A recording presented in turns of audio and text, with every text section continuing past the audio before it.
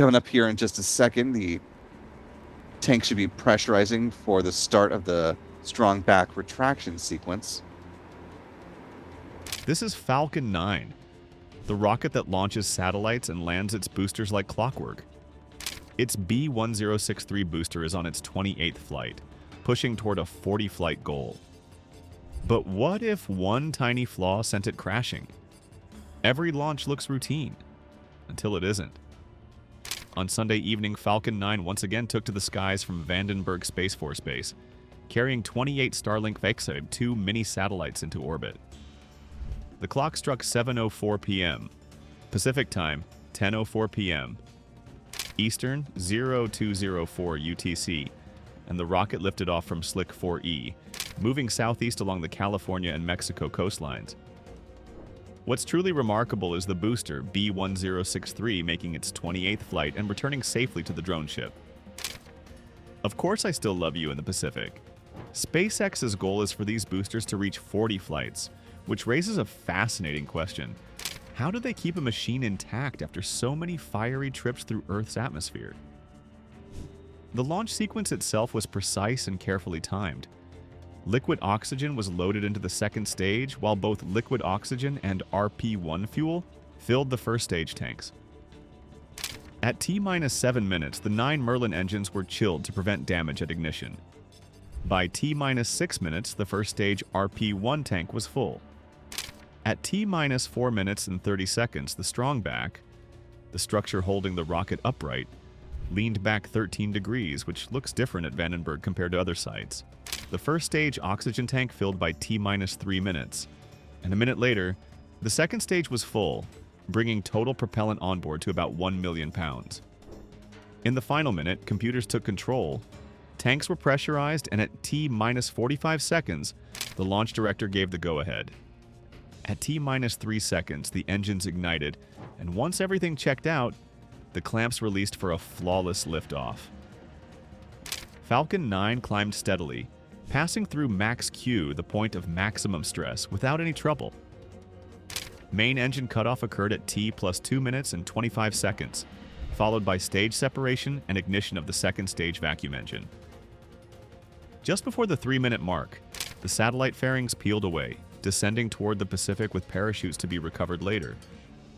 Meanwhile, the booster prepared for its return.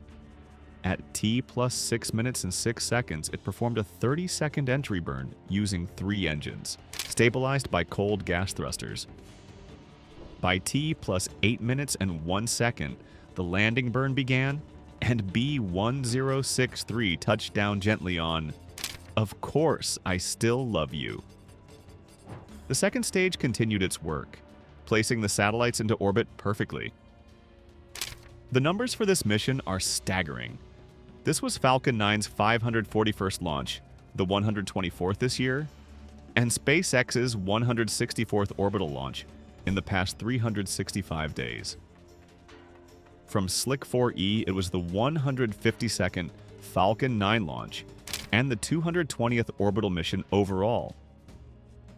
On the landing side, it marked the 154th success on Of Course I Still Love You, the 417th landing on a drone ship, and the 513th booster landing overall.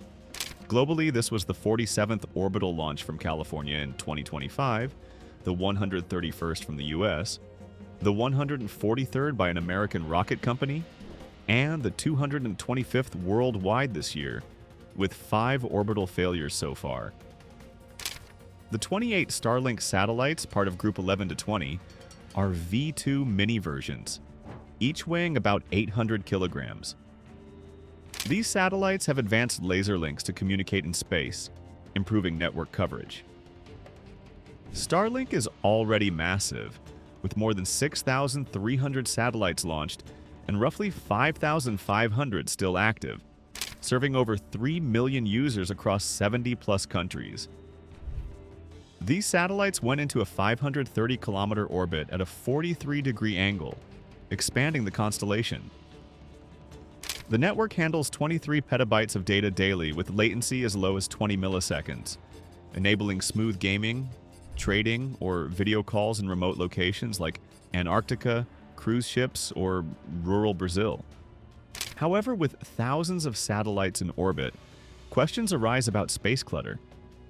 Astronomers worry bright satellites could interfere with observations, and although SpaceX is experimenting with darker coatings, the problem isn't fully solved.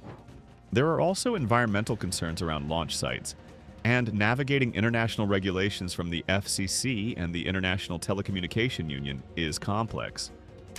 With plans to eventually launch up to 42,000 satellites, 12,000 first, followed by 30,000 more, the pace raises questions about sustainability, safety, and the long-term impact on both space and Earth. Coming next, Falcon 9 booster B1063 has now become one of the most remarkable machines in SpaceX's fleet, tied for the second most flown booster with 28 missions under its belt. SpaceX's goal is to push each booster to 40 flights, meaning some are already more than halfway to this ambitious target. The current record holder might be B1062 or another booster at the same level, but B1063 has quietly proven itself as one of the company's most reliable workhorses. Its journey began in November 2020 when it lifted off for the Sentinel-6 mission. And since then, it has carried countless Starlink satellites, NASA crew missions, and other payloads. After each landing, the booster doesn't just sit idle, it sails back to the port of Long Beach atop a drone ship, is offloaded by crane, transported by truck to either Hawthorne or a specialized test site, and meticulously prepared for its next flight. Turnarounds can be astonishingly fast, sometimes as short as 21 days with engines swapped when necessary. The fairings too follow a similar routine, parachuting into the ocean, recovered by ships, and thoroughly inspected. Through this cycle, SpaceX has transformed rocket parts into true reusable machines, cutting costs dramatically, from $67 million per launch in 2018 to under $30 million today. The question arises, how do these boosters survive repeated flights without major failures? Part of the answer lies in SpaceX's engineering discipline. They employ non-destructive testing to detect hidden weaknesses, reinforced heat shields to withstand repeated reentries, and octoweb structures for added strength. Yet, doubling the flight target from 20 to 40 still feels like walking a tightrope, especially considering the immense forces at play. Even so, their success streak speaks volumes. Over 300 launches without a single booster lost since 2020, a record that almost seems too good to be true. Interestingly, this recent launch also coincided with the anniversary of Falcon 1, SpaceX's first small rocket, which flew 5 times with 3 successes before retiring in 2009. Falcon 1 was modest, but it laid the foundation for Falcon 9, which debuted in 2010 and completely changed the game. Falcon 9 is a giant of the sky, 70 meters tall, 3.7 meters wide, and with a liftoff mass of 549 tons. Its payload capacity is enormous, up to 22,800 kilograms to low Earth orbit when fully expendable, slightly less when the first stage is reused, as with this mission's 22.4 tons of satellites. The first stage contains 9 Merlin 1D engines, each producing 845 kilonewtons, generating a staggering 1.7 million pounds of thrust at liftoff. The second stage uses a single Merlin vacuum engine, delivering 981 kilonewtons over 397 seconds, while the first stage burns for 162 seconds. To enhance performance, they use subcooled RP1 and liquid oxygen, allowing for higher density and improved engine efficiency. Every Merlin engine is produced in-house at Hawthorne, with over 2,000 engines already made and tested before ever leaving the factory.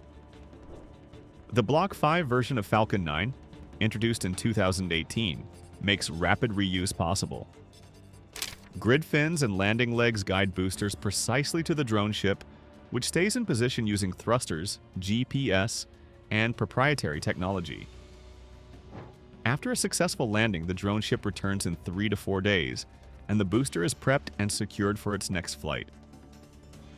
The level of coordination required across teams, technology, and logistics is staggering, and it's impressive how failures are avoided almost entirely. Looking ahead, October 3rd will be another big day for SpaceX. 2 launches are planned. One Starlink mission from Florida at 1:39 a.m. Eastern, and another from Vandenberg at 6 a.m. Pacific, 9 a.m. Eastern, marking a rare double launch day. Florida faces rough conditions due to Hurricane Humberto and Tropical Storm Alda, producing dangerous surf of 10 to 15 feet along the east coast and Bermuda. Storms like these delayed drone ship movements and forced careful planning, showing how unpredictable nature can impact even the most precise operations. Meanwhile, Vandenberg is ideal for polar and sun-synchronous orbits, though this launch's 43-degree inclination is aimed specifically at expanding Starlink coverage while avoiding populated areas. Slick 4E has hosted 152 Falcon 9 launches since SpaceX leased it in 2011. This historic site, originally built in 1957 for Titan and Delta II rockets, is part of the 30th Space Wing and represents decades of launch experience meshed with cutting-edge technology. Coordinating old and new infrastructure, massive satellite networks, and fast-paced launches is impressive, but the scale leaves very little room for error. SpaceX launches a Falcon 9 every 3 days on average, and even holds the record for sending up 2 rockets in a single day.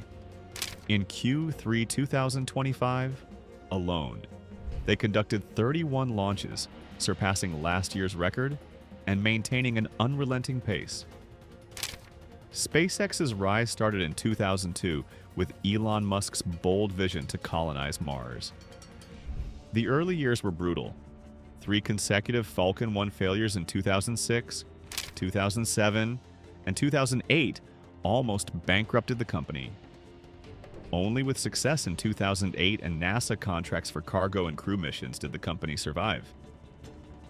Today, SpaceX employs over 12,000 people and operates in California, Texas, Florida, and Washington. Its valuation exceeds $200 billion, with Starlink alone generating $3 billion per year, providing the funds for Musk's Mars ambitions. Investors include major names like Google and Fidelity, though Musk retains the majority share.